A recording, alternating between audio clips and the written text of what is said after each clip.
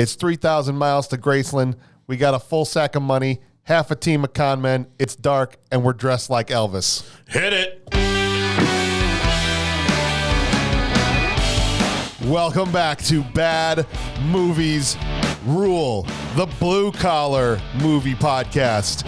And we're here today to talk about the very, very underappreciated actioner from 2001, 3,000 Miles to Graceland. Let's go.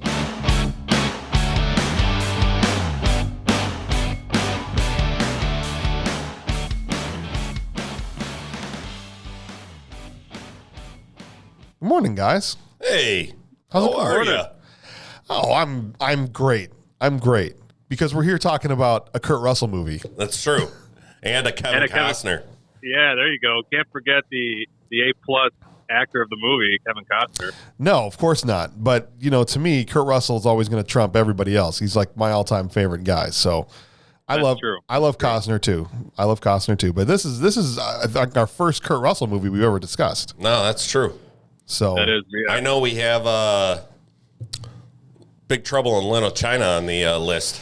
Yes, so that's, if everything works out, it should be our 50th episode, Big Trouble in Little China. So nice. What better episode to be number 50 than Big Trouble in Little China? That's what I'm talking about, man.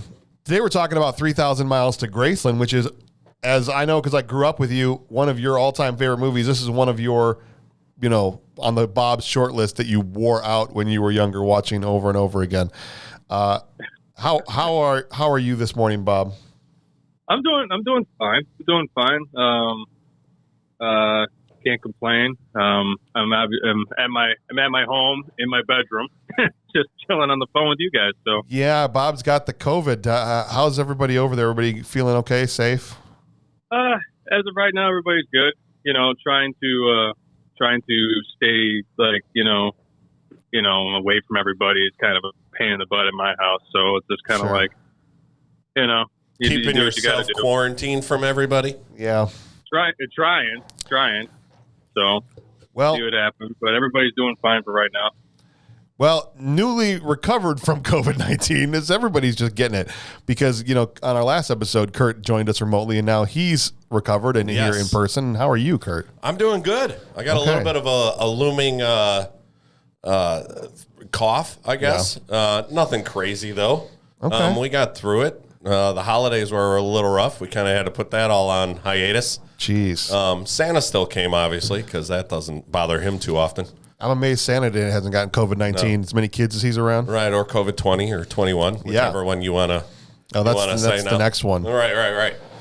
After the Omicron, we hit COVID-20. I thought that was a Transformer at first. I wasn't sure. I thought it was the Omicron version. It's just the three of us today, and I'm excited to talk about this movie. So let's get the vitals out of the way. And this movie was directed by, I know I'm going to say this wrong, Demian. I know how to say his last name, Lichtenstein, because of A Knight's Tale, but Demian Lichtenstein was the director. Do you think that's a stage name? No, I think that's his actual name. That's crazy. And if you've never heard of him, that's because he's never done anything else, really. This is all he has for his name? Pretty much. I did. He poured everything he had into this movie. How did he get this job? This is what I want to know. Right? He'd made one movie that was terrible before this, and it was like low budget. Listen, your last name is not Lichtenstein for a reason. But how on earth do you end up? You just roll out of bed one day and you're directing Kevin Costner and Kurt Russell in an action movie? You imagine? This is what happened to this guy. I'm sorry. Who am I directing? Right. All right. The Earps. I'm directing the Wyatt Earps. Like the Earps from both Wyatt Earp movies showed up to be in your film, plus everybody else. Yeah. Okay, because this movie has Kurt Russell, Kevin Costner, Courtney Cox, and everyone else from the 90s. Yeah. David Arquette. Christian Slater. You got the guy that played Shocker in the new Spider-Man. Bokeem Woodbine. I couldn't think of his name. Thank you. That's okay. We got not only that, Howie Long is in it. Oh, yeah. We got Ice-T in this movie. Yes. Right? John Lovitz shows up at one point. Oh, that's right. Yeah. Kevin Pollak and Thomas Hayden Church. Yeah, all these people for this guy that's never done anything. It doesn't make any sense to me. How did this happen? Well, the stars aligned in the year 2000. I guess. What would be a good idea? Let's make a heist movie when guys dressed as Elvis. Let's get Kevin Costner and Kurt Russell and all these A-listers to be, at the time, A-listers to be in this movie. Well, that's why I wonder if it's like one person jumped on board and they just got all their friends to be in it or something. Well, that's what I was wondering. Was this a Costner movie where he helped produce it and he got all the people to join? I don't know, because it was also written by Damian Lichtenstein and a couple of guys who never wrote anything else, Richard Recco and Kevin Bernhardt. And so you got guys that like aren't well known. Usually guys attach themselves to movies either because, who's directing it, who wrote it, or they love the script. And this the only thing I can think of is this nobody, which good for him, wrote the script. It got in front of somebody important. Yeah. And the right guy goes, oh, this is great. Elvis impersonators, pull a bank heist or a casino heist. It's a great idea. I mean, if you look at it on paper, Yeah. I mean, and obviously your thoughts about the movie, which we'll discuss, it's a really pretty original enough idea. That had to have been, that had to have been what happened, I imagine. I didn't know this. I'm trying to research this, and you can't really find anything about 3,000 Miles to Graceland, other like production issues or anything like that. All I could find was there's two versions of the movie. Oh, One was edited by Kurt Russell and his team, and one was edited by Kevin Costner and his team. Because apparently the two disagreed on the way the movie should be. Kurt Russell wanted more comedy, and Kevin Costner was more action oriented. So, and they were both wrong. So but obviously they met in the middle, which was the wrong decision. So what are you gonna do? But this movie now, surprisingly, a lot of the movies we've talked about, I feel like, haven't made a lot of money at the box office, but they haven't just been bombs. Sure. This one had a budget of $62 million. Wow. Okay. And a lot of that was probably salary. It grossed only $19 million against 62. It bombed. Wow. Yeah. That's awful. So wondering why. Do you think it finally made its money back 20 years later due to video sales and word of mouth? I mean, that's $40 million is a lot to make up. I don't know. That's a lot of DVD sales. I don't know how many people went out and dropped $10 to buy 3,000 Miles to Graceland on DVD. Well, and that's one of the things. Go ahead, Bob. So sorry, Kurt. Go ahead. I apologize. All I was going to say was, it seems like it could be one of those cult classic movies. But again, after rewatching it this time, I was like, okay. There were some fun parts in it, obviously, because of the cast that it had. Yeah. And I think that's what made this movie so great. Yeah. But at the same time, I was really hoping to oh man, this is awesome. Yes. But instead you were just like, oh, all right, that's the way they went. Cool. Not a problem. It reminds me of that meme that goes around from Family Guy where Peter Griffin says, I am not a fan of The Godfather. You ever heard that whole bit, right? Mm-mm. No, I have not. Oh. I don't think I have. Okay, well. Sorry. I wish I did. This movie insists upon itself. That's what I'm trying to say.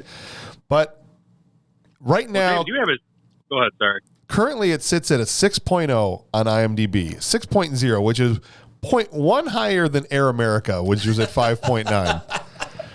And 14% on Rotten Tomatoes. That's really bad. But it has Richard Roper loved the movie. Did he really? It says so on the back of my DVD. A rock and roll good time. So Richard Roper. Yes. So wait a second. Bob, you bought this DVD? Of course he did. So I'll give you a quick backstory about me and 3,000 Miles to Graceland before tens of listeners turn off the podcast. Okay. So I saw this movie in 2001. I think it came out in February. So I saw it in February with Rachel, our sister, and Rachel's significant other at the time. Okay. And we went in the theater. we watched it, and the whole time I'm watching this movie, I'm thinking this movie's awesome because it has my two favorite guys in it. How old are you at this point, Bob? I'm 13. I think I just turned 13. So I'm literally a 13-year-old watching this movie in 2001. You're like, yeah, guns and bullets and. It was made for 13-year-olds. Yeah, it was made for teenagers. Yeah, absolutely. Awesome. So the whole time, Rachel keeps leaning over to me as we're watching the movie. I got this, nice eating grin on my face, and she goes, you know this is not real life, right? Like, yeah, I get that. Yes, it's not real life. But anyway, so Okay. I don't know why she kept saying that. I don't know. It was really weird. But anyway, so finished the movie, loved it. Came out a few months later because back then movies took about 6 to 7 months to come out on DVD or VHS. And went to the store and bought it for $20. And that's that same copy that you have right now? Yeah, it's the same copy that I have right now. So since you were, let's say, 13 and a half, 14 years old, you have owned 3,000 Miles to Graceland on DVD. Absolutely. And like James said, it's part of my obnoxious Bob rotation that just peed him off. And then I was so excited to show James this movie because my James. My It's brother. Okay. You can call him your James. My James. You're my James. I was so excited to show James this movie, so I went over to his place at the time, and Nathan, Dana's brother, was there, and we put on the movie. And I was so excited to watch it with James, and that was my fault for showing him the movie because he just had this look on his face like I think I just lost brain cells. So is this how you first watched the movie then? Yeah, that's the first and only time I've ever seen the movie until just recently for this episode. I see. And I think it's funny that Rachel was so concerned that you were enjoying this movie that she wanted to make sure you were still in touch with reality. Yeah, it was the weirdest thing because she kept leaning over. I don't know if she'll remember this when she listens to this episode, but she kept leaning over. Bobby, no one does this. This is not real. You don't treat women like this, and you don't. You don't dress like Elvis. She was worried that her And go pull heists. she was worried her little 13-year-old brother was gonna have a date with a girl and then leave her a Snickers bar afterwards. And this isn't how you do this, Bob. Just so you know. You look hungry. Well, one of my favorite jokes is the best thing about dating homeless girls. You can drop them off anywhere. I could not stop laughing. Oh, okay. Well, that's kind of well, let's before I even get into it, what Bob, I understand why do you love this movie so much? Give me just a general impression of the film. Well, it's fun. It's good old-fashioned popcorn fun. When you look at the cover of this movie, you just kind of know you're in for a very peculiar ride of a film. You don't know. You're just kind of like, okay, this is going to be a very interesting movie I'm going to watch. Mm-hmm. Overall, I liked it a lot. I mean, I watched it last night. I got nothing better. I was like, I got to watch this movie to refresh. And I was like, all right, I still enjoy it. Maybe not as much as I did when I was younger, but I still found it fun to watch. Okay.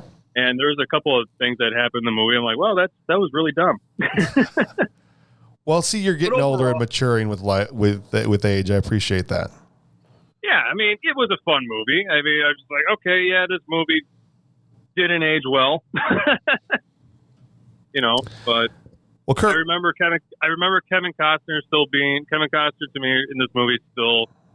I'm just gonna say it right now. He's still my MVP. He was very scenery chewing, having a good time, and Russell's great. So perfect. I still enjoyed it. So now, Kurt, you had seen it before, or this was your first time seeing it? No, I saw it before. So I'm an Elvis fan. Okay. Some people know that about me, some don't. So when I can't even remember how I saw this movie. I want to say that I saw it in the theater.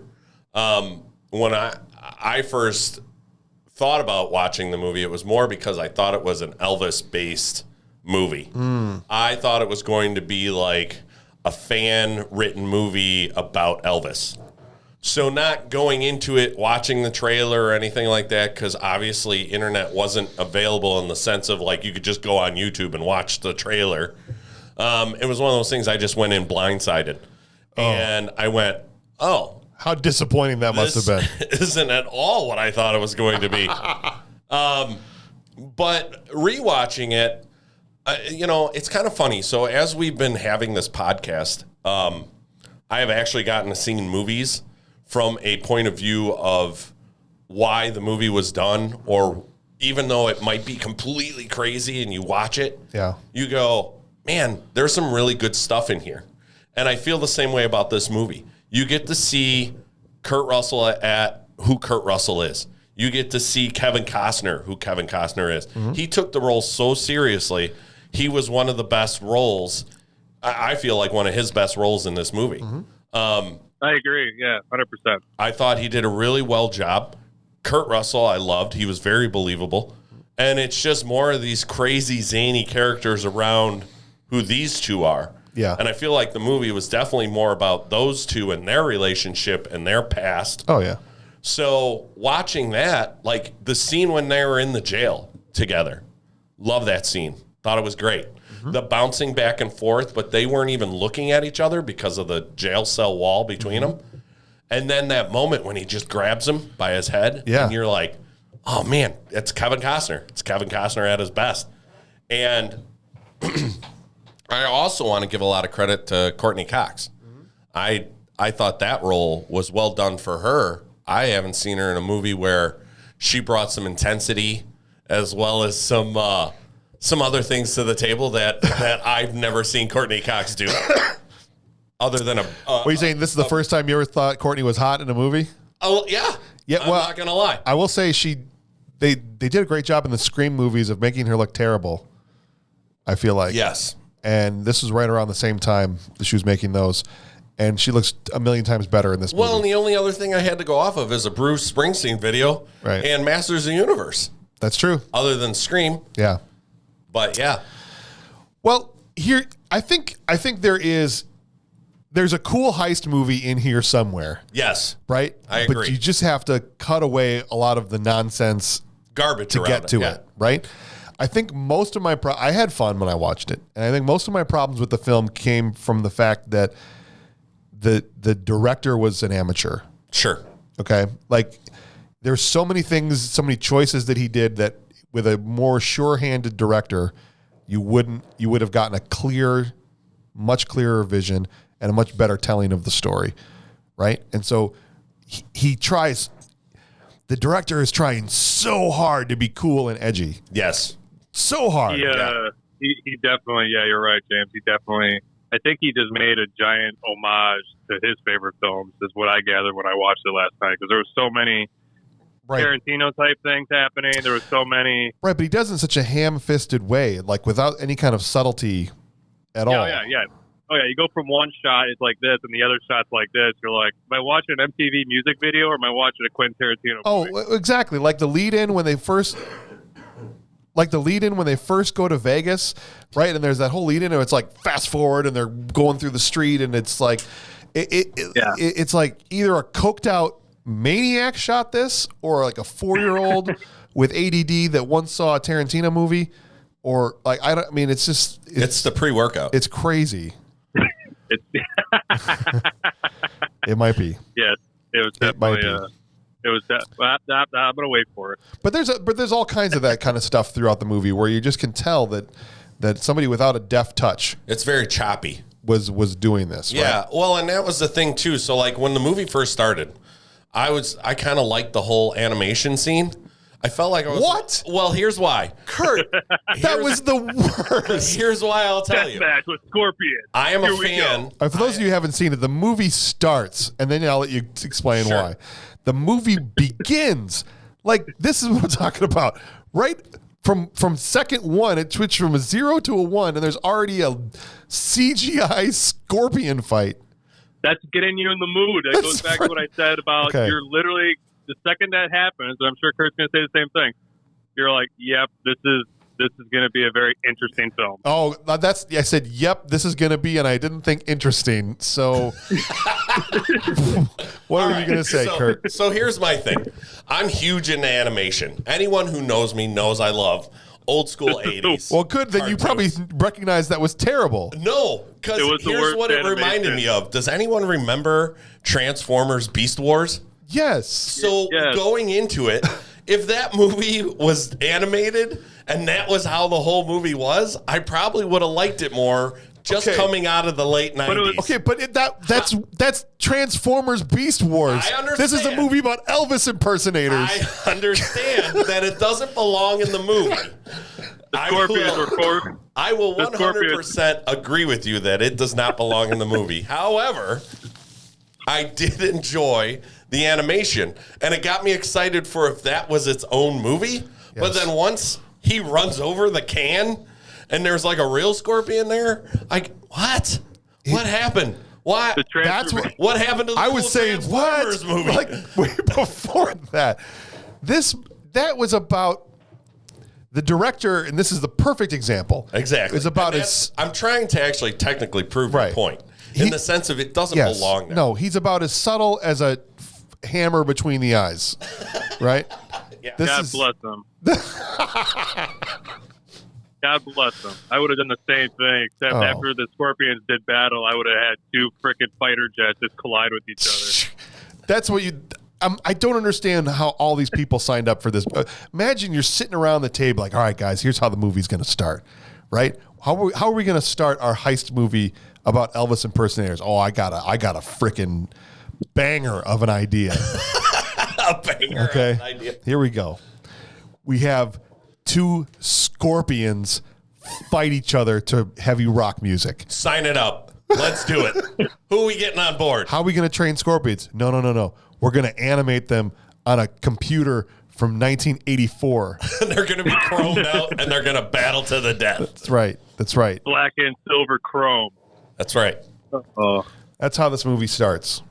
And it serves absolutely no purpose. No. None whatsoever. None. I get what he's trying to do. Again, he's subtle as a tack hammer. He's trying to say, this is Kevin Costner and Kurt Russell and their two scorpions, because they tie it all back at the end with the stupid scorpion thing, which we'll get to. But it's dumb. Okay? Zack Snyder would have done it. Zack. Right. Leave these type of ham-fisted ideas to Zack Snyder. All right. What's wrong with Zack Snyder? Nothing other than he made Batman versus Superman. But geez, I can't wait for that episode. Oh, God. Son of a. Yeah. All right. So here's how this movie starts off. Mike, played by Kurt Russell, rolls up to looks like a roadside motel. Yep. And he's there to meet a crew. They're going to pull off a heist of a casino. But before the crew gets there, he gets there first, and he meets Courtney Cox's character, Sybil. Mm-hmm. Sybil with a C. And her son. That's Sybil with an S. And yes, correct. And her son. And within, 4 seconds, they're getting it on in her bedroom. Just about, sure. And he thinks she's a hooker? I'm like, it's the most abrupt sex scene in a movie.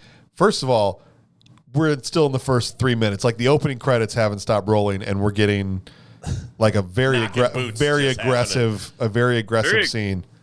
Yeah, it's a very weird position. And position as in what was going on, or as in what the director camera angles. Let's decided. Talk about camera I got you. I see. It was a choice. It was a choice for the director. It's definitely a choice. And then we get the kid crawling into the room while this is happening, pickpocketing Mike's character. And I'm like, is this their con that they do? Like, this kid. Do you see how disgusting that is? Just we don't have to go into detail about it. No, that's what I'm saying. Like, this is his mom is in there. Yeah. And he's just like, whatever. He's totally cool with it. He's just going to come in here and get $20. Well, and as kids, did we ever? I'd be horrified. Be around I barfed and I wanted to jump out the nearest window if I ever heard anything remotely like that happening. I did not go into my parents' room and be like, "Ooh, $20." Yeah. So how bad did he want that cowboy set? Yeah. No, right? I was like, all right, something's happening. How can I escape this house? Right. So he really, really wanted that cowboy set that was for some reason behind the counter at the diner. I guess he wanted it really badly. And here's the thing. 5 minutes later, they're getting after it again for round 2. And he tries to go back in there again. Yeah. And then he gets a boot thrown at him. Yeah. Yeah. Finally, the crew shows up after 2 rounds of, Kurt Russell and Courtney Cox getting after it in the first 5 minutes of the movie. And Good start.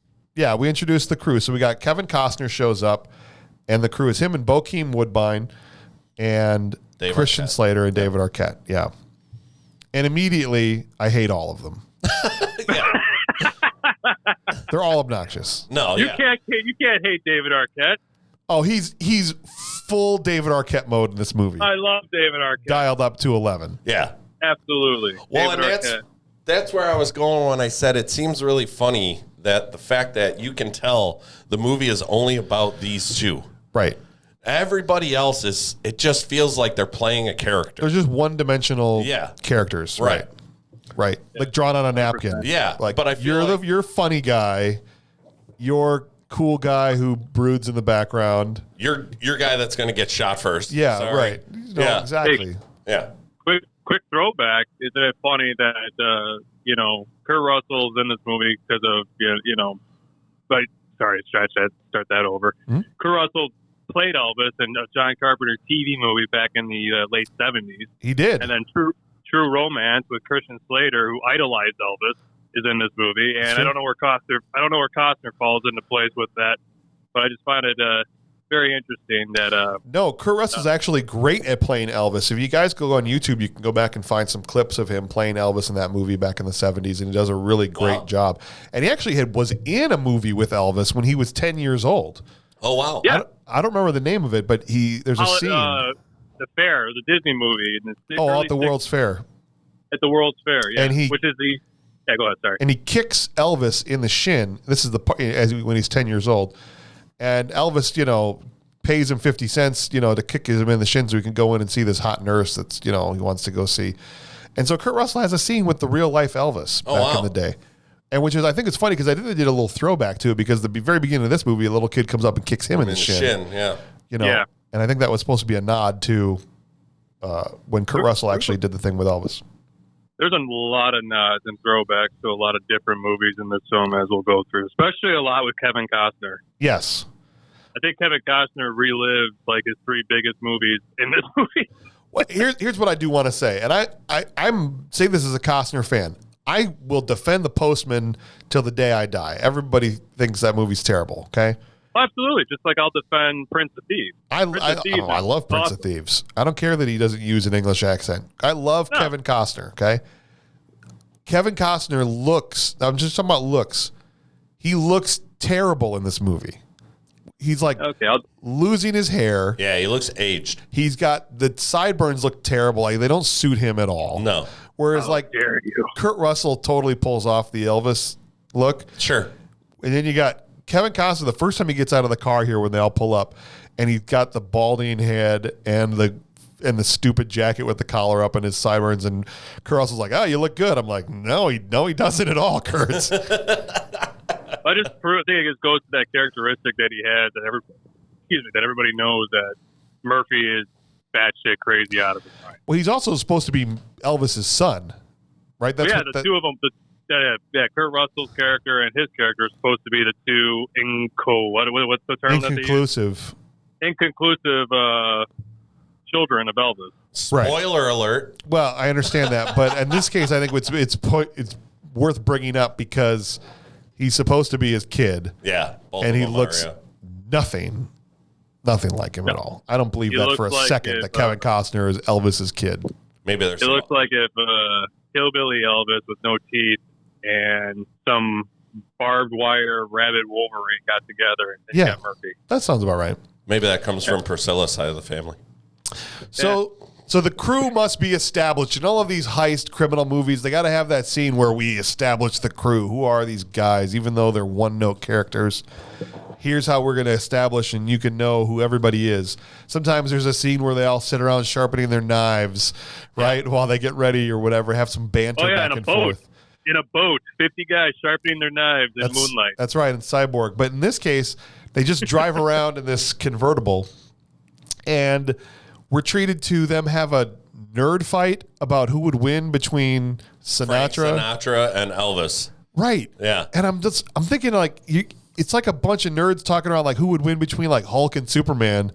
except Superman. with old white singers, right? Sure. Like, this is what's happening. All right. It's great writing. Sure. It's how we are when we go to Comic-Con. I know, but none of us, like, if we were to talk about who would win between Hulk and Superman, Bob, and you said Superman and I said Hulk, none of us is going to pull over the car and, like, pull a gun on anybody for... How dare you? Right. Kurt might, Would you? if it became I don't He-Man know. versus... Who are you picking? And Hulk and Superman?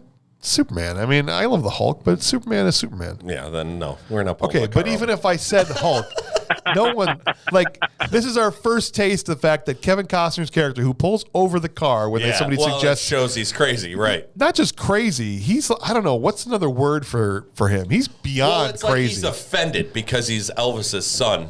Right, because somebody unquote, says Sinatra would win, right. and he loses there's his so mind. many times in this movie where the guy doesn't just, I don't know, crazy doesn't seem to fit. Evil doesn't seem, he's almost like demonic. This guy, Yeah, completely cynical. soulless, Yeah. a Yeah, monster. the further you get into his character in this movie, he does the most obnoxious crimes. Yeah. And that was the one thing about the movie for me, was older, 13-year-olds like, yeah, he's so cool, man, yeah. And then older me is like, this guy would have been caught in 2 hours Oh yeah. and either arrested or just gunned down. Right. I know. I mean, he had a quick draw with old man. That was the sheriff. dumbest scene on the planet. I can't wait to talk about that one. Well, before we get there, though, the heist. So they get to Vegas, and this is the heist that they're going to pull off. Okay? Yes. Which was a really stupid plan. Sure. Okay. The plan was to go in. Override the elevator. Yes, thank you. Override the elevator and just force your way into the vault, like full view of the cameras. Yeah. I mean, they took out a couple cameras Yeah, to get there. to get there, but then everyone sees them. They know that the security guards are going to, start hurting them or whatever, and then you're going to get on the elevator and just go to the roof and fly away. Right. And you think you'll be able to do this without firing a shot? Well, right. Or at least it's almost like they knew once they had the money. And this Yeah. is where I felt like it wasn't described properly. Right. But I feel like it definitely needed to be a rushed moment Right. until they got the money. Then it was, we don't care what happens as long as we get away in the chopper. Right. However, some of the things that I have a problem with, Yeah. and again, I don't care racially where you fall. Yes. But if there is a black Elvis and he's the only one in the entire movie, Well, there's two. is there a? Oh, Yes. yeah, that's right. The roller- I forgot the guy- roller the Elvis. roller skates, right? But So yeah. Roller you've skate got- Elvis. So you got the two that are in there that you see. Yeah. Are you telling me that you're not going to be able to identify those guys? They're Yeah. security guards, man. They're well, what's the Dead what's the term? security guards can't identify anybody.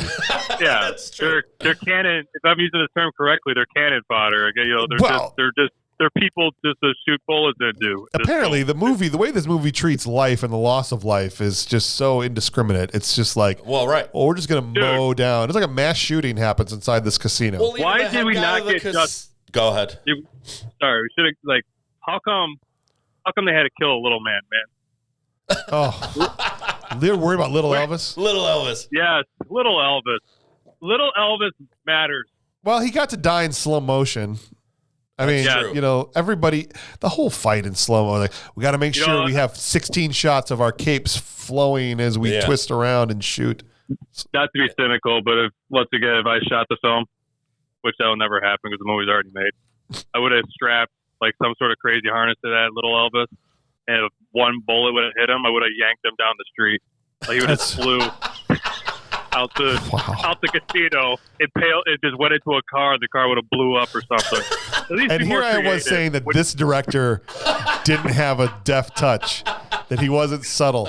But At least be apparently he was creative. super subtle Compared to Bob, yes. compared to what Bob would have done. Well, at least be creative and you kill little Elvis. Man. Okay. Come on.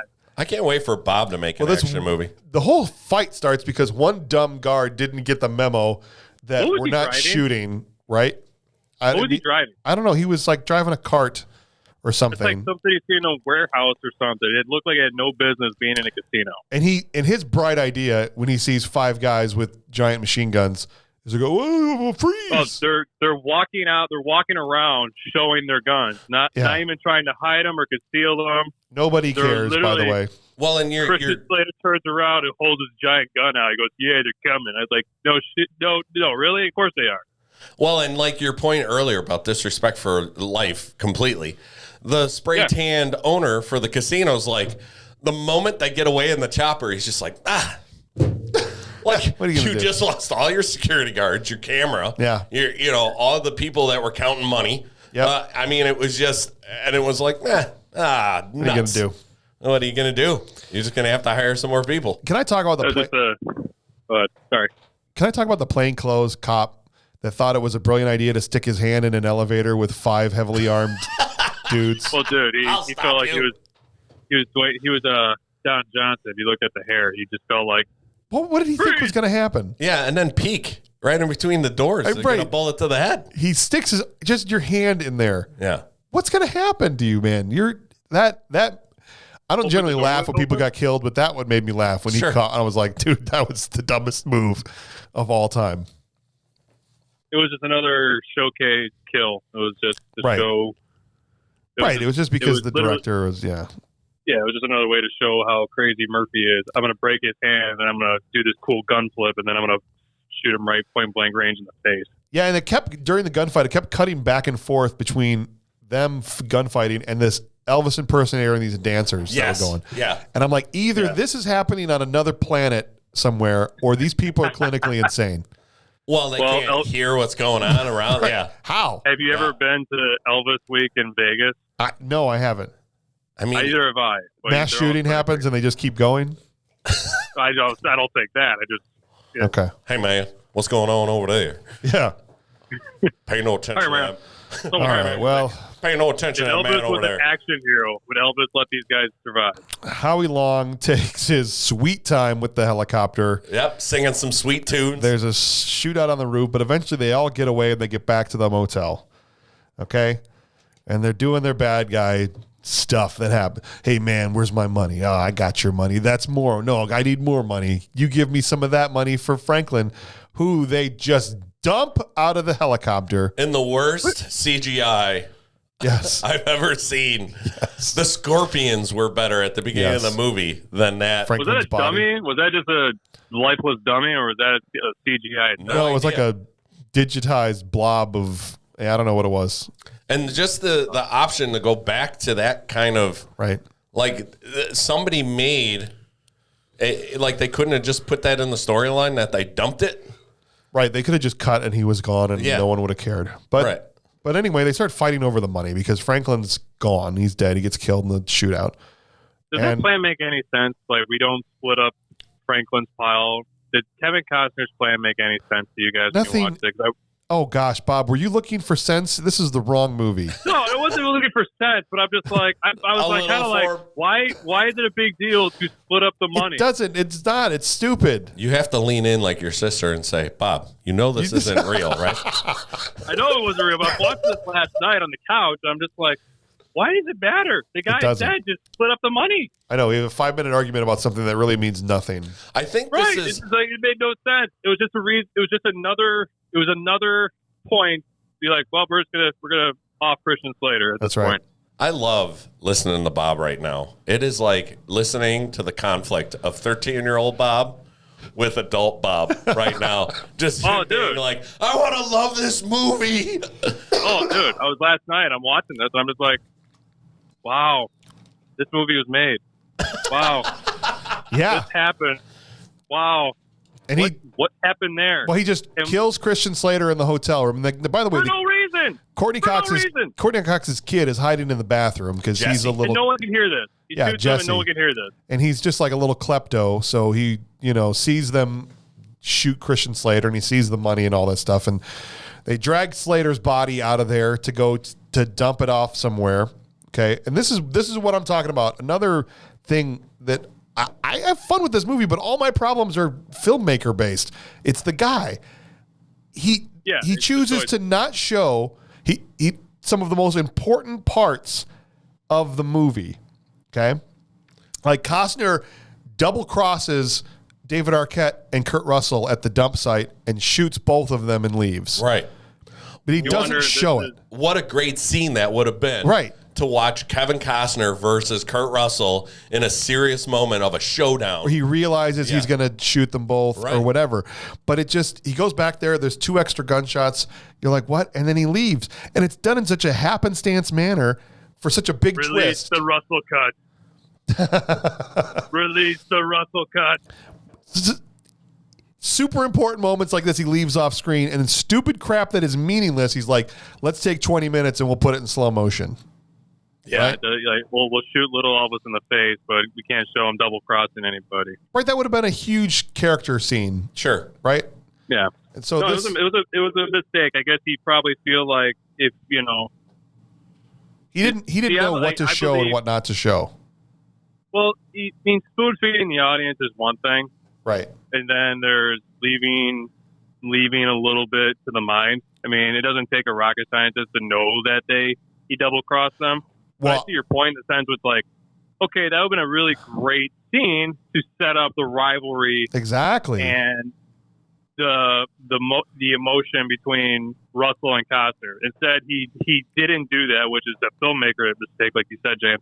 Mm-hmm. And he decided to be like, well, the audience will figure it out. It's like, I'm all for leaving like certain things for the audience to piece together, but you got to make the right decisions about when to do that. Well, and I think as a director, right, I feel like, as your job as a director, you need to look at what talent you have and use them to their fullest. Mm-hmm. You have an Academy Award-winning actor and director. I'm sorry, Kevin Costner never won an Oscar for acting, but he won an Oscar for directing. So it's like, you think Kevin Costner would have due to veto power be like, are we not going to do a scene here? No, it's fine.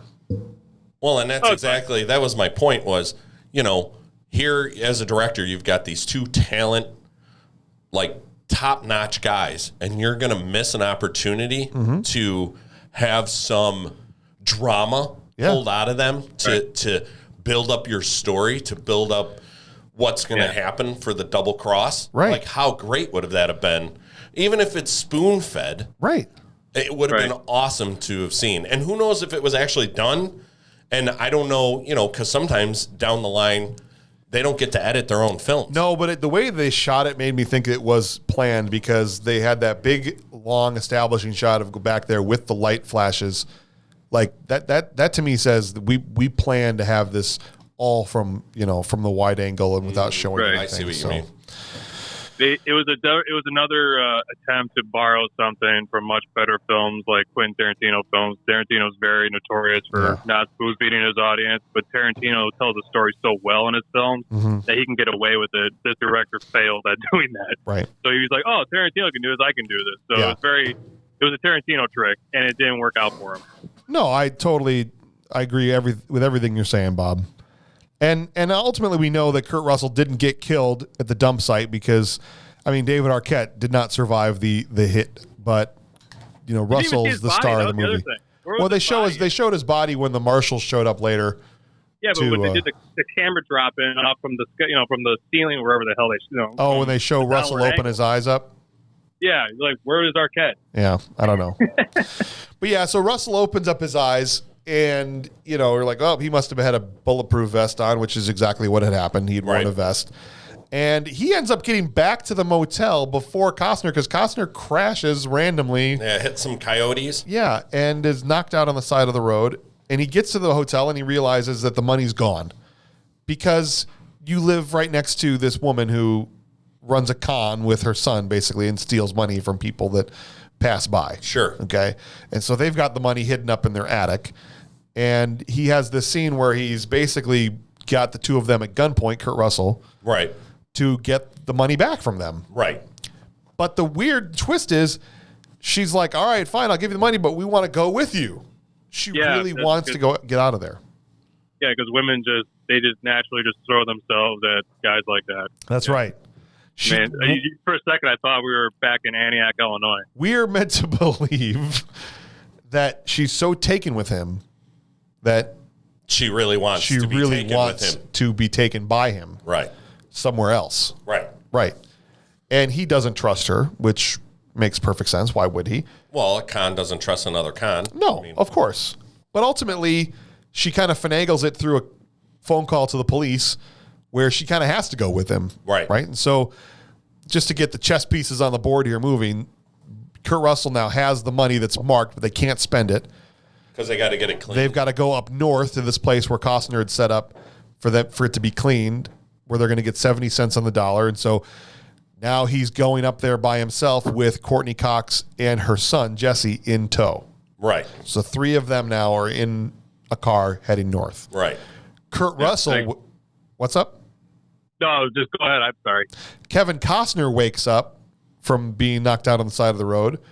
And now he, I'm assuming, he goes to the motel, sees that everyone's gone, the money's gone. And now he goes up north, assuming that he's going to try and beat whoever's going up there. Yeah, he doesn't Not know until you at get this his point. not until you get his cool head tilt when he knows, like, I know where they're going. Well, there's only really one place they can go, assuming. Right. Right, but at this moment, too, he also thinks Kurt Russell is dead. Yeah, so why would they know to go? Why would he even want to go north then? And that's where I had a little bit of a, well, how did he even get the key to, like, get the idea of, well, I should just go north anyway?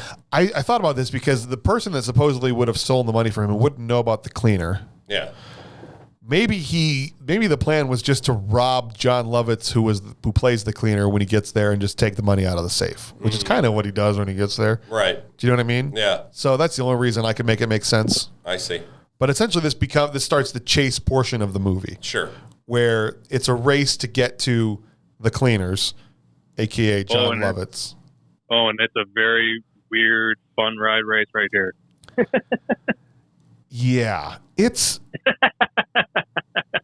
So Costner stops at this gas station. Yeah, we'll start with this.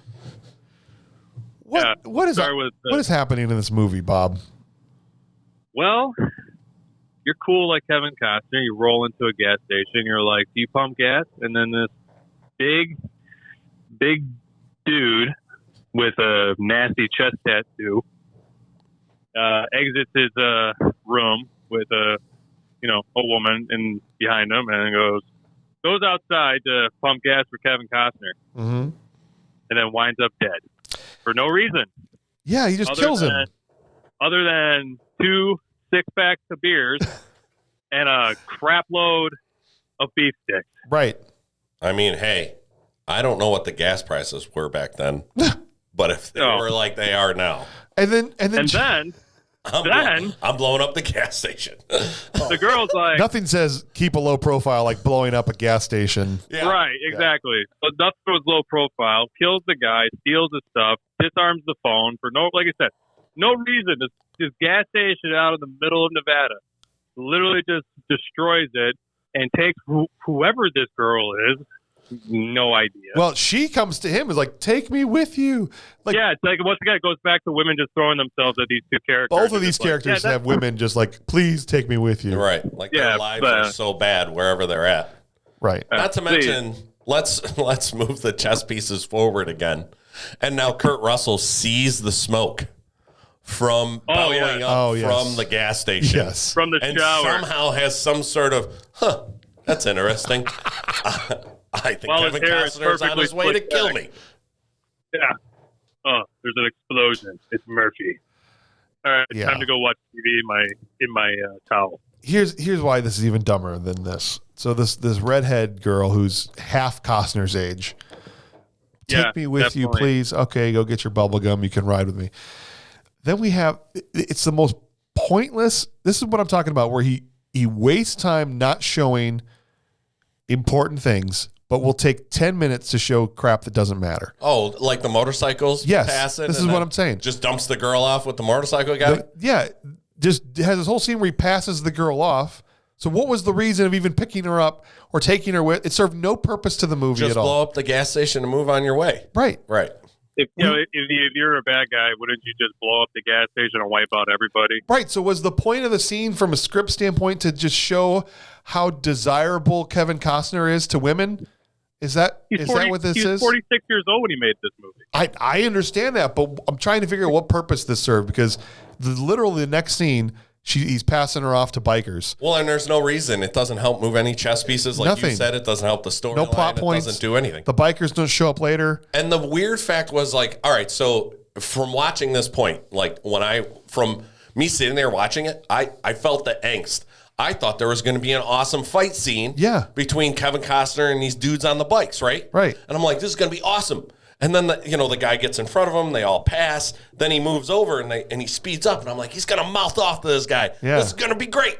And he's like, oh, hey Murphy, what's up? And I'm like, you know the guy? Yeah. I don't. It's and dumb. then that's immediately where I was like, I lost all credibility. When it was terrible. I don't know if you guys noticed, but the CGI in that scene was terrible because it was out of place. Clearly not happening on a road. Right.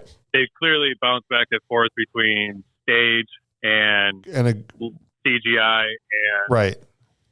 Live. Right. It was awful. Yeah. Like I don't know. He was in a shed somewhere. What's that? The plane explosion was really cool. Like, from a visual standpoint, I love the plane explosion. Everything leading up to it made no logical sense. But 13 years old, you're like, yeah. Me going, why? Well, you're talking about the plane on top of the gas station. Yeah. Yes, the plane on top of the gas station. Yeah. But this looked terrible. Okay. Well, this is the height. This is the height of Grand Theft Auto 3 at that time. So you're just like, yeah, this is so cool. Is that you as a 13-year-old? That was Bob. That was me and the 13-year-old. You guys should know. I was like, he sounded like Joe Pesci. That's basically Bob sounded like Joe Pesci at 13. Yeah, hey guys, you're afraid of the dark too, Marv. I know you are. All right. This is all right. We got to get through this. So Sybil and Kurt Russell's character now at a diner, and she ditches him, steals and her kid, leaves her kid with Kurt Russell. Why was there? Once again, why was there a waitress that looked like that at a Hodunk Town diner? Just for the scene. They literally shipped her in from California just for this. I started to think that Courtney Cox was in cahoots with her for a second because the way the waitress was acting, and then sits on his lap with a birthday cake. No, so she uses the distraction of the waitress to steal his car, which got all the money in it, and abandon her son with a stranger to go take the money for herself, right? Yeah, which is mom of the year. Terrible. But I guess the one good thing we get out of it, which I think was one of the best parts of the movie, is the scenes with Russell and the kid. Sure. Right? Oh, dude, the chemistry between those two on that was A+. The chemistry between those two, which I'm always a fan of those type of dynamic. I would watch a buddy movie with him and a kid that he didn't want to have with him going across the country or whatever, and Kurt Russell was great at that. Wasn't there a movie with Ed O'Neill like that? Dutch, Ed O'Neill. Yes, that's another great movie. I would have watched that. With a talking squirrel traveling across the country would have been awesome. He does have the ability to just be charismatic with whatever you give him. I mean, but he was a child actor, so I think it paid off because he knows how to act with kids. He knows what he's got at this point. He's got 40 years of filmmaking under his belt. Yeah. Well, and this is when Costner gets pulled over by the cop. And oh God, another example of something that we take 5 minutes and it takes forever. He gets out and he's got to stand there and he's going to smoke his cigarette. And then the cop's got to get out of his car and spin. Keep in mind, listeners, this is 2001. 2001. So and he's going to spin the barrel not the barrel, but the chamber of his gun. And we'll focus on that for 30 seconds. And while he's so cold-heartedly has his teeth grind into a toothpick. That's right. The cop stands there, and instead of walking up to the car like you would at a normal traffic stop, they both are now stopped and standing outside their vehicles. Yes, because that's what we do in Boise, Idaho. And they decide, without saying a word to each other, that we're just going to have an Old West shootout. Yeah. Why not? We've already blew up a gas station for no reason. Why not have an Old West shootout between an old honky-tonk sheriff who thinks he's Clint Eastwood or John Wayne and Kevin Costner. Well, isn't Why this not? the entrance too to Kevin Pollak and Sandman? Isn't this? Yeah, No, the, I haven't mentioned them because they're barely in the movie. I know, but I They're love Kevin pretty good. Pollak. They're good characters. They got introduced early, I think, like 20 minutes prior to the scene. Yeah, there's two marshals played by Kevin Pollak and Thomas Hayden Church, two great actors that I love, but they're just not given much to do in this movie. They've got a couple of funny lines, but Yeah. I don't feel like most of the comedy in this movie doesn't work. I enjoy this movie for a few reasons, but comedy was not, intentional comedy was not one of them. I mean, the duo, what I enjoyed about the film was the duo between Russell and the kid, and then Kevin Costner's random. It was like Acts random of violence. It was like psycho hiker violence. It was ridiculous. When the only laughs, when you have to resort to telling actual jokes in your movie to get laughs, like you were talking about the joke about dating a homeless chick. I mean, this is what they're doing. David Arquette, in order to like introduce his character and get laughs, is having to tell actual jokes. Right. Yeah, absolutely. Because he's David Arquette. Right. He's comedy. Where Christian Slater eases the cool machismo, and then Bokeem Woodbine is. Well, I think to James's point, he's saying that the comedy doesn't come from the situations. Right. You're actually physically having to tell jokes in your movie. Right. Instead of there being instead of there being an actual like written dialogue that makes the scene funny. Right. Yeah. Well, let's move forward in the plot here. They get up to the money washer, who is John Lovitz, playing a kind of a weaselly. I don't know if he's a lawyer or an accountant or he's an antique dealer, I think is maybe what they say he is. But it's John Lovitz with a bunch of stuffed animals that he has to impress his friends with his hot receptionist. And of course, Kevin Costner kills him because that's what he does in this movie. Sure. He literally just kills everybody he meets. You forgot the homage to Prince of Thieves. Oh, with the pose. Oh, with the bow and arrow? Do you think that was an intentional homage to Prince of Thieves? It was very intentional. It was super. It was in the trivia on IMDb, and the only, like I said, I couldn't find very much information on this damn movie, and that was one of the things that I found was the director wanted him to do that. Okay, well, he knew how to hold a bow and arrow from being in Robin Hood. I'll tell you that for sure. And he kills best damn Robin Hood ever. He kills John Lovitz with a bow and arrow in this movie. Yeah, I do like that scene. 5 arrows just stuck in him while he's laying in the bathroom bleeding out. Yeah. I do like this scene. I think Costner shines really well in this scene. Yeah. As a psychopath. Well, Costner beats everybody there. So he's unfortunately there when Courtney Cox gets there with the money because he got there before everybody else did, right? And this is when he finds out who it was that took the money and got there before him. I think at this point he doesn't know yet that Mike's alive. So this is another part where they don't show important stuff and it's not handled in the right way. Mike gets there, he kills Lovitz and he poses as him. So when Courtney Cox gets there, she's like, "Are you the guy?" He's like, "Yeah, I'm the guy." And I think she gets an inkling that there's something off about him because she's got good instincts in the movie. And she says, she asked him about a particular piece, and he goes, "It's an African piece. Looks Egyptian to me." Yeah, right. And she's like, "Do you have a bathroom?" He's like, "Yeah, it's back there." And then the movie cuts to Kurt Russell walking in the building, and no one's there. Yeah, and somebody's like following behind him, which you find out later is Jesse. Right. Yeah. And so they just didn't show anything that happened. Well, didn't show what happened to Courtney Cox. Didn't show if she discovered the bodies. Didn't show, and what led up to her getting thrown in the trunk. Just immediately, where's the bathroom, like you said, and then cuts to Kurt Russell being literally right outside. So you're thinking this is happening at the same time because he's telling us with the images that he's showing us that that's what's happening. Right. Right. You know what this movie? Do you think you would if Kurt Russell you heard a car show up, like pull up outside, you would think you'd be like, okay, someone else is here besides her. Yeah. I feel like what this movie does well is it builds up intensity and then drops it.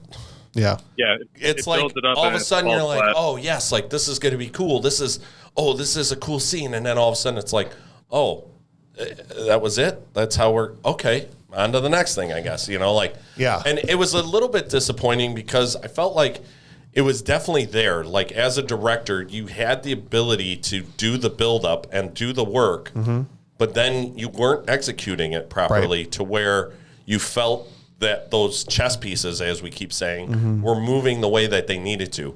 It almost felt like there was like, if there is one thing that I felt was definitely placed well in this movie, it's distrust. Yeah. So they kept kind of, oh, well, now this turn. Yeah. Because now he's sabotaging them. And, oh, well, now Courtney Cox has the money, but he doesn't know that it's this. And that's what I'm saying. There's a good movie in the middle there somewhere. Right. But it's just not executed to the point to where you're like, oh, I get it now. Right. He knows this or he doesn't know this. We're not sure, you know? Right. But they make time for unimportant things constantly. Right. And that's what I'm saying. Like fart jokes. Gotta have that in there at the urinal. Right. Gotta have time for that. Yeah, and I think it was definitely a clash of styles. You can definitely tell one like I said earlier, like one actor wanted comedy more, and then the other actor wanted action. So you could definitely see these styles. Yeah, did not.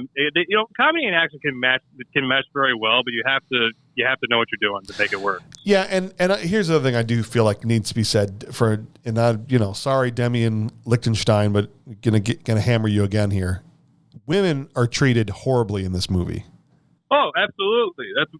Not just are they like, beaten up or kicked around or shot or killed, but they're all treated like imbeciles. Right. Okay. Yeah. Or whores. Yeah. Right? Yeah. They're treated like Courtney Cox is whatever. Or gas station girl. Gas station girl, waitress with birthday cake. All of or even because what happens here in a second is they both get arrested. Kurt Russell and Kevin Costner. This is the next move that happens is they both get arrested for Grand Theft Auto because they're both driving stolen cars and they end up in jail cells next to each other. Right. And as you said, they have that great showdown in the jail. This is now the first time Kevin Costner realizes Kurt Russell's alive, and it's Kurt Russell's able to get out of jail first and go get his car with the money. So he's like, it's a race to the money. Sure. I'm going to catch up with you when I get out of here. And it's this great moment, which I was at no point, I hope you've not heard me dog the performance of any of these guys from an acting standpoint. Kurt Russell and Kevin Costner are doing great work. Agreed. Okay. It's all from the filmmaking standpoint.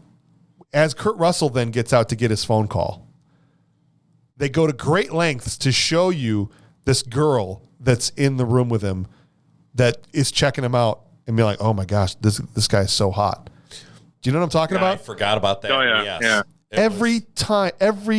Every chance there's a woman. Let me say that again because I messed that up. I'm sorry. They go to great length this movie to show us that every girl that sees Costner is into him. Right. Yeah, that's how it is for me when I go to the self checkout at Walmart in Antioch. You're into Kevin Costner? Oh yeah. Which I don't understand because he looks terrible in this movie. Yeah. You take that back. And I love Costner. And in certain movies, even certain movies he made after this when he was older, when he looked great. And I'm like, yeah, I get it. He's Kevin Costner. I love before this. Yeah, not that long, but before it, yeah. I love old crusty Kevin Costner now. Yeah, he's great. He's great. He's doing really good in Yellowstone. Mm-hmm. He's making good movies. Yellowstone, Let Him Go. Hatfield McCoy's. What's another one? The Highwayman, the Netflix movie Highwayman. Love that movie. So after Kurt Russell gets out of jail and he goes and he finds his car, which Costner had been driving the whole movie, he finds Sybil locked up in the trunk, and the money's in the trunk. So now he's got the girl reunited with the son, who somehow was able to contact an attorney and get him out of jail. We'll just gloss over that. But the kid really, really wants to be partners with Kurt Russell. It's a really sweet thing. And I think it's a dynamic, like I said, that's handled really well between the two of them. I wish there'd been more of that in the movie and less of some of this other nonsense. But they've, initially when he finds her, he doesn't trust her because Costner planted the seed of doubt in his mind in jail that they had been in cahoots the whole time. Right. Right? Right. And Kurt Russell doesn't believe her for about a minute, and then she cries, and he's like, okay, I believe you. Right. Then this is another thing that, you know what? I just thought to go into a whole other sidetrack of something, and I can't because we're off trying to move. Yeah, trying to move. So, Costner gets out of jail himself, and then he is also trying to figure out where they went to. Okay. Right. And so he calls Howie Long with his one phone call, and he's like, get the boys, get a couple guys, get some gear, and meet me at this place. Right? This is now, we're all moving the pieces into their final locations for the final showdown, right? And he goes and he hijacks this, he's hitchhiking down the road and takes a van from this lovable old man. Yeah, who's a big Wombat fan. Yep. Wombat! This of all the stuff I put up with that Kevin Costner did in this movie, this is by far the worst. Yes. The worst. One of the most memorable. The most soulless, horrible, horrific. I burn in hell forever for killing this poor old man. Yeah. This is terrible. It is terrible, but it's hilarious. It's What's that guy's name? Was it Marvin? Did he even give a name? No, he's the Wombat guy. The Wombat guy. Justice for the Wombat guy. Yeah. Pork chop, greasy. We beat their team easy. Okay. I will say that, yes, it led to the funniest scene in the entire movie. Sure. The only time the only time Kevin Costner is funny in the entire movie, when he pulls up with the big giant Coke bottle glasses. Yes. And he's acting like he's, not unless you count Team Spirit. A way to put on that makeup real quick, too. Oh, yeah, real quick. That was hilarious. But the cost was too high to get to that scene. I was so mad. Oh. I would have loved if I think it's funny from a standpoint, just in realism again. Like, he could have quickly just put on the outfit, the glasses, and the hat, and the crazy hat. But the fact that he went to find face makeup. Yes. And just, I got to smear this on. Oh, the old man's got to have some somewhere back here. Yeah. He's like one car until he's up there. Yeah. Right. The whole thing's, by the way, no one witnesses him murder this guy. Yeah. No, the right band's there in the rocking. front seat. You're thinking something else is happening, but those are good cops right there standing there. They didn't notice the van rocking. That's right. They are the typical cliche Hollywood cops. Well, Kurt Russell cuts the boy and Sybil Lou. She makes one last plea to, can we just stay with you? And Please. He says, please. And the kid is crying and he hugs him. And it's a great scene for the kid. I mean, not so much for Courtney Cox. Because here's the thing. You'll see later on when she, essentially gets found by Kevin Costner after she splits off from Kurt Russell. He chases her and the kid down, beats her up a little bit. Mistakenly passing each other under an underpass. By the way, he just randomly sees her driving. Like he's just sitting at the stop sign. Yep. Maybe he's been there for 3 hours. Hey, it's a huge trope, man. No. Hey, I thought the scene was awesome. Cue heavy metal music. We're about to run some people off the road. The chasing and running Courtney Cox off the road was great, but just the randomness of it is annoying. But ultimately, the on again, off again, like ramp, and then not a ramp, but then it's a highway, but it's not a highway. It's a parking lot of an amusement park, but it's not. Right. Now it's some unbeaten path. Oh no, we're back to the amusement park parking lot. Then they run through the amusement park. Oh, you noticed all of these things. I did. I noticed the background of I think the director thought no one was looking at the movie. No, I was looking at every background during that scene, and I was like, oh. It's a crazy thing. We look at the things you put in front of us, Damien. I mean, it's not like you are driving in a van down a road. No. And then it's an image of a car on the outside. And once you go back in the inside, it's an image of a van. No. Nobody falls for that. No one ever falls for that. That's ridiculous. Who would do that? Not me. So Kevin Costner steals the boy, and that's his insurance, right? And he's like, you go back to Kurt Russell, and you want your boy back. You tell him to bring the money. That's right. Right? That's right. And so she goes back and for what feels like the 16th time in the movie is pleading with Kurt Russell to come back. Come with me. Help get my son. And she's, well, I see this in quotation marks, even though people can't see me at home, in tears. Courtney Cox can't cry. No. Courtney Cox's worst acted scene is in the boat. She can't cry. I really wish they would have went a different route where she was more stern with him. Or angry. And showed that, like, this, I need you for this. Please. Like, pleaded with him that way. But women are crybabies. Right. This is what I'm saying. This was a moment where I exactly feel what you're talking about. They could have made her a strong woman at that point. Yes. And bargained with him. Right. And said, I want to go get my son. I need your help. I can't do this without you. Yeah. Please, I'm begging you. And that's what would have happened if it was made today in 2021. And she would have been part of the final showdown. Instead, she doesn't have anything to do with it. Yeah, she's just somehow waiting in the back and steals an ambulance. Right. She became an ex-Special Forces, Green Beret, Street Fighter. So the thing is here, she can't pull off the tears. And so when it gets to the point where she has to sob, she turns away from the camera. Yes. Like she has to turn her back to the camera. And she's like, right, exactly. And then she turns around and stops crying, and her eyes are just fine. Kidding. Like you could tell in her eyes, there's been no tears. Yeah. She just, and I can't cry on command. So it's not like I'm saying but I'm also not a professional like Hollywood actor that's getting paid a lot of money. Right. And well, it's like Kurt said. It's like if you know that if you're a director and you know the actress or actor can't cry, you just go the other direction with them. Exactly. There's have probably them be angry. Have them be this. What? Can there's you probably do? lots of people. There's lots of people in big movies that don't have the ability to cry on command. But you not emotion, man. Where is it?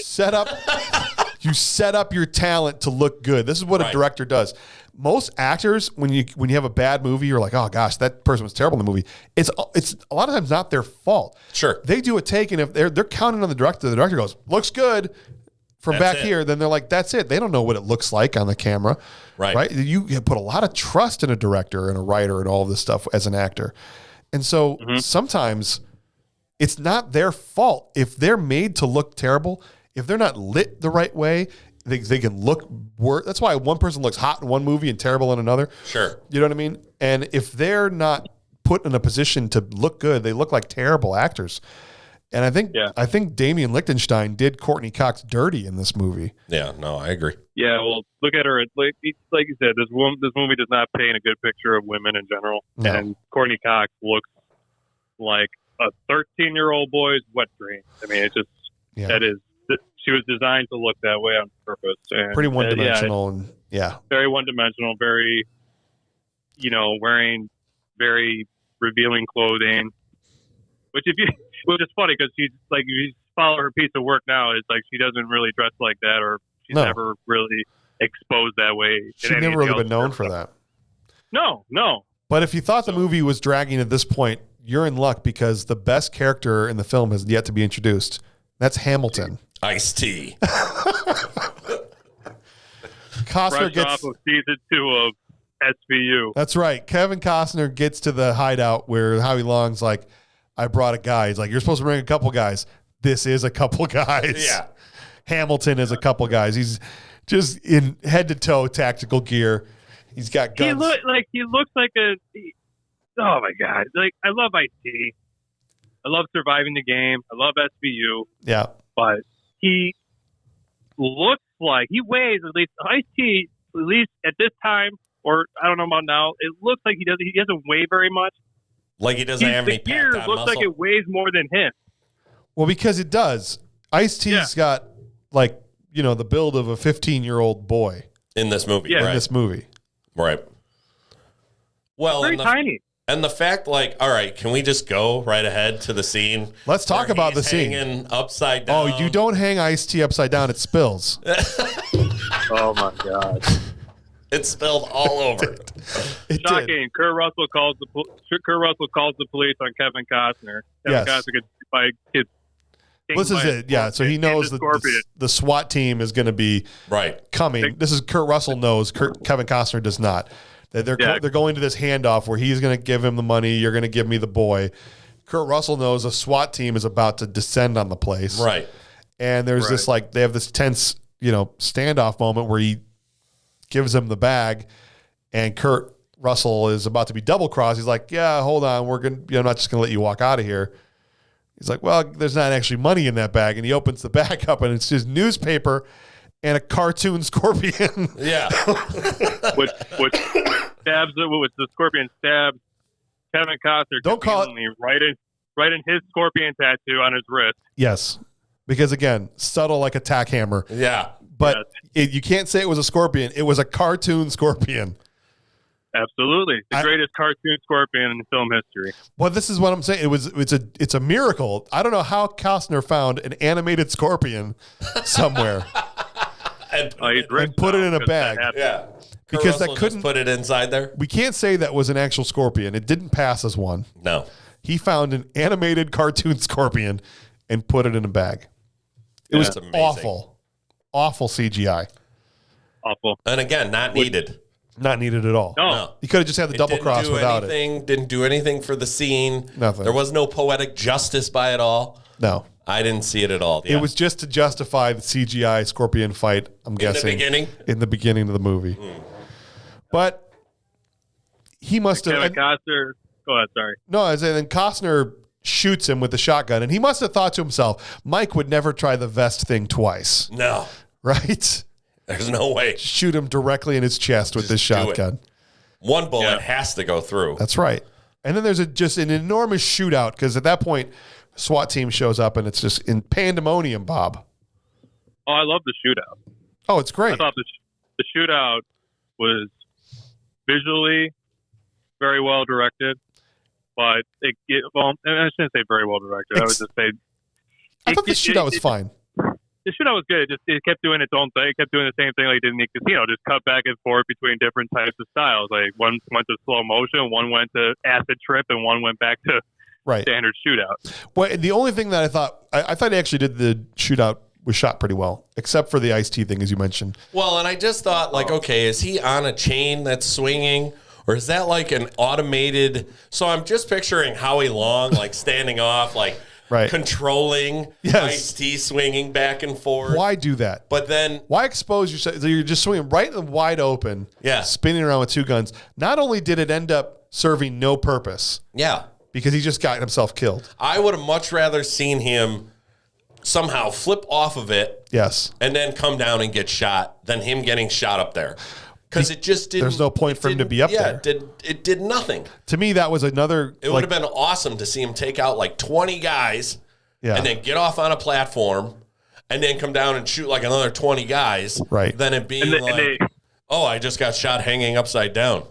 Right. Yeah, and they later did that. Everywhere. It's yet another... It's like example number 27 of this... director just trying so hard to be cool. Yeah, no, absolutely. What would be cool? Let's have him hanging upside down, spinning around us. Even though you can't, you got to connect it to some reason, to a story reason why he would do this or how it would make sense within the scene. But it's just no, let's just do it. It's going to be awesome. Well, and I just feel like that's such an action trope. Yeah, to do something cool for no reason. For no reason. Sorry, Bob, you were going to add something?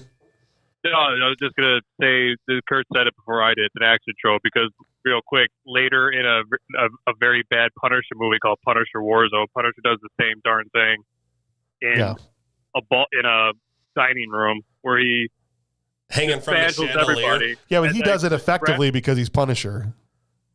He does not do it effectively. Well, does he get killed? No, he doesn't get killed. Does everybody else die? Well, then he was super effective. You got me. Then he was super effective, wasn't it? From the directing standpoint, when you watch that scene, there's a couple of takes in that bad movie where no one's getting shot and there's no one on frame. Okay, well, that's fine. Yeah. Checkmate. I do want to mention Howie Long's, takes out about 10 commandos in his cable knit sweater in this scene.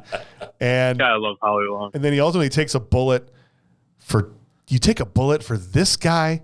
Who takes a bullet for this guy, for Kevin Costner's character? But tell me something. Yeah. Is it true?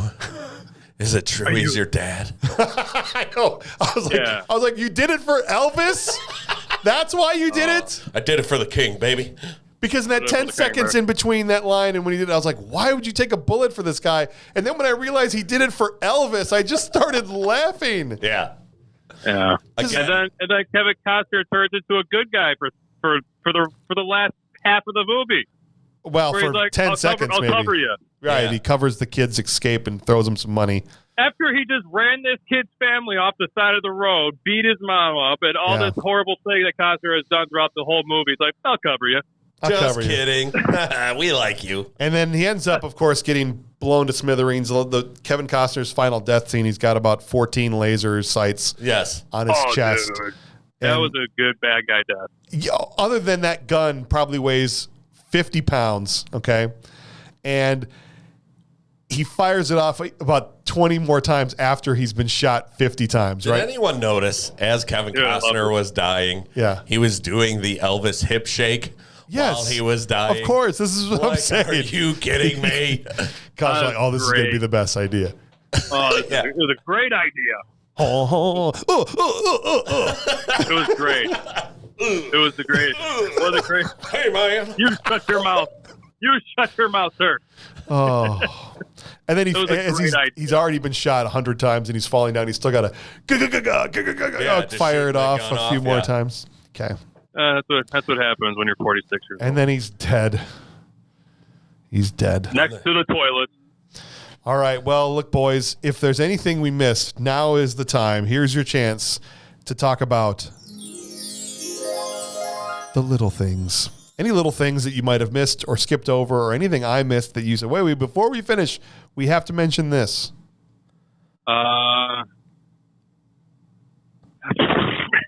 If you don't have anything, it's okay. We can just move on. Here's what I like, okay? Yes. Now, you made a good point of this kid, right? He's a little bit of a con artist. Yes. And, so he does the whole thing where he robs his, the Kurt Russell in the beginning and everything else. But we missed the opportunity to mention that he was stealing chromies off of Kurt Russell's car. Now, as a kid, chromies were the coolest thing. Yes. So it cracks me up that this kid can call a lawyer and have a con man. Yep. But deep down, he still loves stealing chromies. Like, that part made me laugh because I was just like, I remember doing that as a kid. That was fun. There you go. But then here he is, calling a lawyer in and helping him out. Like, So it just goes to show the range of this kid's talents. Absolutely. And go ahead, Bob. Go ahead, sorry. You first. No, go ahead. I'm sorry. You first. I think the thing I have appreciation about this film is the actors, especially Costner, just going for it, and just literally eating the scenery, chewing the scenery, as we said about Travolta and Broken Arrow and many others. It's just like he just owned the role of Murphy, regardless, for a lack of a better term, and just had a good time with it. I don't agree with you. That's fine. But I think Kevin Costner gave a great performance in this movie, and I think Travolta was terrible in Broken Arrow. Do you know what I mean? Yeah, I remember we talked about Broken Arrow, and I know we disagreed on that. I know you loved his performance in that. And I thought he was kind of doing like what this director was doing in this movie. Like, oh, look how cool and crazy and loony I am, and ain't it cool? And like he was trying so hard to be the crazy bad guy. Well, the difference between Costner and Travolta is obnoxiously crazy. Whereas Costner is able to be just as much of a psychopath in this. I mean, both of them played characters where they were indiscriminately killing people, and it was kind of Costner. Go ahead, sorry. It was kind of a cat and mouse thing, like it was with Travolta and Christian Slater. It's cat and mouse. Who's going to outsmart who between Kurt Russell and him here? But Costner did it it was much more understated, other than the wombat scene, obviously. And it was much more intense and much scarier. I was much more intimidated by Costner's character than I was of Travolta's in Broken Arrow. What I want to add to this convo, though, is so my point is you go to see this movie. If you watch this movie, you're looking at it from a standpoint of loving Kurt Russell and loving Kevin Costner, right? Yeah. And they both play who they're supposed to play. I feel like they're 100%. The ones that drive this movie forward. Sure. I will add that I don't like Travolta. Yeah. I don't know any Travolta movie that I've seen that I've enjoyed. Yeah. And so when I look at Travolta, I feel like Travolta's a guy that's going to play it over the top because he's never really, to me, been an action guy. Yeah. When you look at Kurt Russell and you look at Kevin Costner in this movie, they're playing the reasons why we'd love to go see them in movies. And I feel like that really helped this movie a lot. Yeah. 100% accurate. 100% accurate, yeah. So like if you go ahead. long story short, if you do rent it to the listeners, if you're gonna watch this movie, it's a fun movie. Take it with a grain of salt, but Kurt Russell and Kevin Costner bring it in the reasons that Kurt just said. Yeah, Awesome. no, I agree. So I guess when I say I disagree with you is that I don't equate the Broken Arrow performance of Travolta to Costner. I think that's a disservice to Costner in this.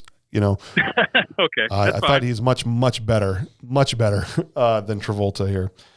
Fair enough. That's fine. My only little thing I'll add is I thought it was kind of hysterical when he broke into the vault at the casino and he was telling the one guy to get down and the old guy was just staring at him and he's like, "What's his problem?" He's like, "He's deaf." I'm like, "Okay, but I'm sure he can understand gun pointed in face." Yeah. And the guy's like saying, "Get down." Like, you can't understand somebody